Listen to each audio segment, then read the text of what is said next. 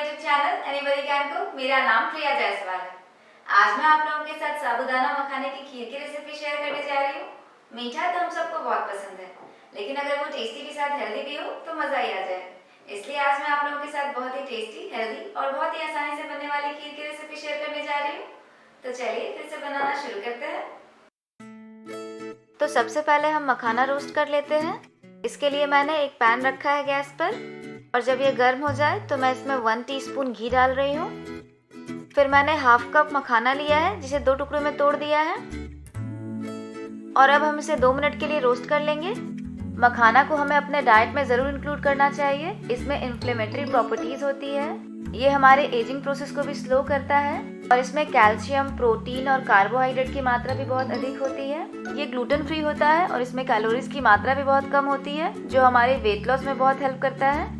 तो ये मखाना रोस्ट हो चुका है, अब मैं इसे निकाल देती हूँ। और चलिए फिर अब खीर बनाना शुरू करते हैं। तो मैंने यहाँ पे 1 लीटर टोन मिल्क रखा है बॉईल होने के लिए, और इसमें अब एक बॉईल भी आ चुका है। फिर मैं इसमें हाफ कप सोक्ड साबूदाना डाल रही हूँ। मैंने 1/4 कप साबूदाना को सोक होने के लिए रखा था ओवरनाइट, जो सोक होने के बाद बढ़कर हाफ कप हो गया है।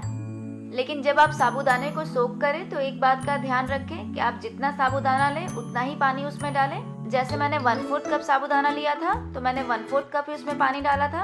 अगर हम ज़्यादा पानी डालते हैं तो साबूदाना हमारा गीला हो जाएगा और वो इस तरह से खिले खिले नहीं बनेंगे। तो अभी मैं इसे 2 मिनट के लिए हाई फ्लेम पे पका रही हूँ, और इसे हमें कंटिन्यूअस स्टर करते रहना है। कभी कभी ऐसा होता है कि साबूदाना डालने के बाद दूध फट जाता है, तो हम इसे कंटिन्यूअस स्टर करते रहेंगे, जिससे ये फटेगा नहीं। तो अभी इसे बॉईल करते हुए 2 मिनट हो गए हैं। अब मैं फ्लेम को मीडियम कर देती हूँ, और ये जो मखाना रोस्ट करके रखा है इसे डाल रही हूँ। अब मैं इसमें 1/4 टीस्पून सिनेमन पाउडर ऐड कर रही हूँ। सिनेमन टेस्ट को भी एनहांस करेगा और ये हमारी इम्यूनिटी को भी बूस्ट करने में हेल्प करता है। फिर मैंने 7-8 स्टैंड केसर के दूध में भिगो के रखे थे 10 मिनट के लिए। ये कम्प्लीटली ऑप्शनल है, अगर आपके पास है तो आप डालिए, नहीं तो आप स्किप कर सकते हैं। Half teaspoon cardamom powder add कर रही हूँ। अगर आपके पास पाउडर नहीं है तो आप इलायची को क्रश करके भी डाल सकते हैं। तो अब हमें इसे साबूदाने को ट्रांसपेरेंट होने तक बॉईल करना है। तो अभी मुझे इसे बॉईल करते हुए 10 मिनट हो गए हैं। अब मैं इसमें 1/4 कप क्रम्बल्ड पनीर डाल रही हूँ। क्योंकि मैंने यहाँ पे टोन मिल्क यूज़ किया है, तो पनीर डालने से इसमें थोड़ा क्रीमीनेस आएगा और ये इसके टेस्ट को भी एनहांस करेगा। अब मैं इसमें सोक्ड एंड पील्ड आलमंड्स डाल रही हूँ। आप अपने मनपसंद का कोई भी ड्राई फ्रूट्स डाल सकते हैं। और अब हम इसे 2-3 मिनट के लिए और बॉईल कर लेंगे।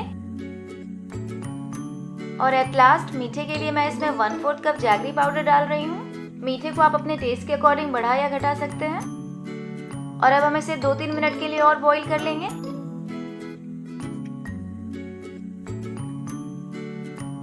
तो अभी टोटल 20 मिनट हो गए हैं। ये मिल्क भी थोड़ा रिड्यूस हो गया है और साबूदाना भी अच्छे से कुक हो चुका है।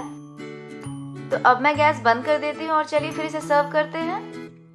खीर की कंसिस्टेंसी आप अपने अकॉर्डिंग रख सकते हैं। अगर आपको थोड़ा सा थिक पसंद है तो आप इसे 2-3 मिनट के लिए और बॉईल कर सकते हैं। ऑल्दो जब ये ठंडा होगा तो ये थोड़ा सा थिक हो जाएगा, और आप इसे गर्म या चिल्ड दोनों तरीके से खा सकते हैं। ये दोनों में बहुत ही टेस्टी लगता है। ये खीर व्रत में खाने के लिए भी बहुत अच्छा ऑप्शन है। ये बहुत हेल्दी और टेस्टी होता है। तो अगर आपको मेरी ये रेसिपी अच्छी लगी हो तो आप भी इसे बनाइए और अपना फीडबैक भी मेरे साथ ज़रूर शेयर कीजिए। मैंने हेल्दी डिजर्ट्स और स्वीट्स की और भी रेसिपीज़ बनाई है, जिसका लिंक मैं डिस्क्रिप्शन बॉक्स में दे दूँगी। आप वहाँ जाके मेरी रेसिपीज़ चेक कर सकते हैं। और अगर आपको मेरी रेसिपीज़ अच्छी लगती है तो मेरे वीडियोज़ को लाइक करें, शेयर करें, और मेरे चैनल को भी सब्सक्राइब कर लें, और बेल आइकन को भी प्रेस करें ताकि मेरी आने वाली वीडियोज़ के नोटिफिकेशन आपको मिल सके। मिलते हैं अगले वीडियो में अगली हेल्दी रेसिपी के साथ। तब तक के लिए bye bye, take care and thanks for watching.